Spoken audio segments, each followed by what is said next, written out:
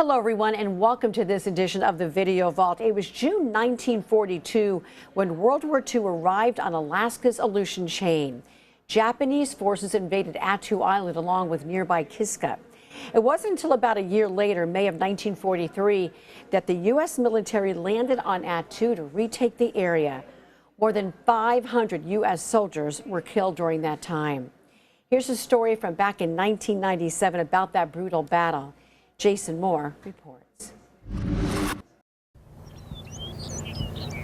Attu Island can be a place of beauty, but lurking here are painful memories. On this island 54 years ago, 549 American soldiers lost their lives. I never thought I would be back here at all. 76-year-old John Geddes remembers the battle. He was a 22-year-old fighter pilot when his P-38 was shot down by a Japanese bomber. I made 3 passes at the bombers before I was hit by their fire from their defensive fire. Geddes crash-landed his fighter in Massacre Bay. The wreckage still lies in the water.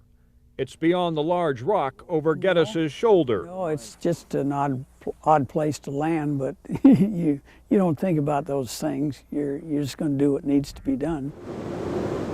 Geddes is part of a group who returned to Attu Island, first by military aircraft, then by foot to the battleground.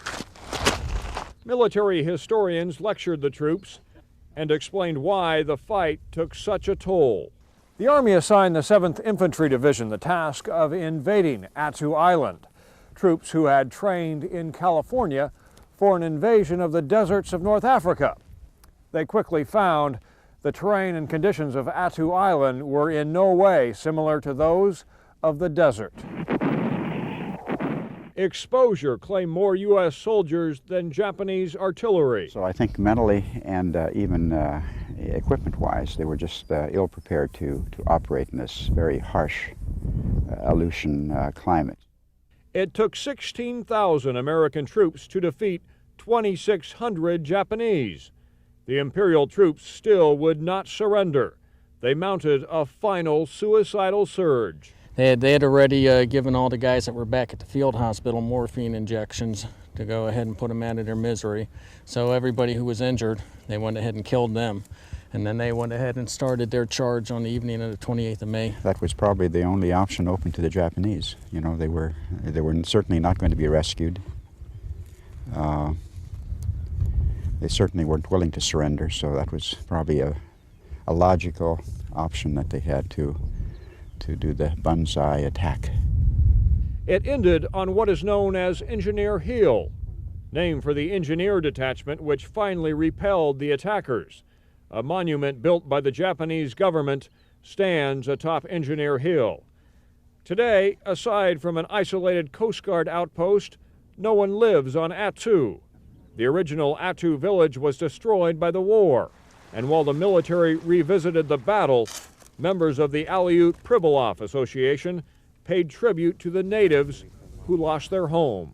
Christos Voskresia Smerti, Smerti. The lonely island at the end of the line, a land of extreme weather, forbidding terrain, and bitter memories. On Attu, Jason Moore, Channel 2 News. Down death by death, in upon those in the tomb bestowed. That story is memorable in so many ways. Our reporter and buddy Jason Moore has since passed away, but his historic coverage lives on in his stories, along with so many of the beautifully told stories he's done throughout the years, including this next one. He takes us along to look at a much different view of Attu Island beyond the battle.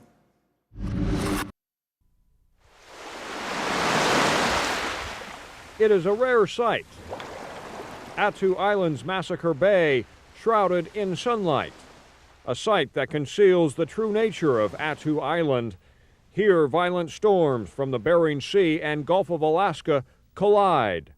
This is a sight to savor. Few travel to this island. It is the westernmost point of the United States. A lonely Coast Guard Loran station hosts the only residents of Attu. The weather on here especially can wear on you. Occasionally we have 80, 90 knot winds out here. You get, at times, you get a little bit of cabin fever. Attu is best known for its ties to history, one of the 2 Aleutian islands occupied by the Japanese. American troops fought a bloody battle to recapture this ground. Time and the Aleutian weather have reduced the military presence to just skeletons. Attu is a lonely place, but in late spring, bicycles appear, making their way along the coastline. Bird watchers are in the saddle. I've heard about this part of the world for 70 years, and I finally got here. Ted Felbeck from Story, Wyoming, spent the last 2 weeks camped on this island. Well, it has not been like today. Well, last Wednesday the winds were over 60 knots and the visibility was 100 yards and the rain was coming in horizontally.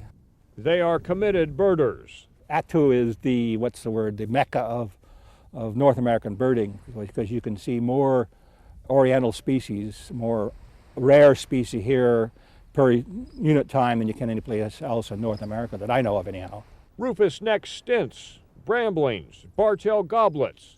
Those are a few, and these birders will pay more than $5,000 to come here. But many will leave without ever seeing these mountaintops or these valleys. The Aleutian weather can be unforgiving, but on rare occasions, the lonely beauty of Attu is revealed. Jason Moore, Channel 2 News. It is so wonderful to hear the voice of our beloved friend and Channel 2 family member, Jason Moore, gone way too soon. But you can see more of his stories and other editions of the Video Vault by simply going to alaskasnewssource.com or on any of your streaming platforms. That's Amazon Fire, Apple TV, and Roku. From all of us here, have a great day, and thank you so much for joining us.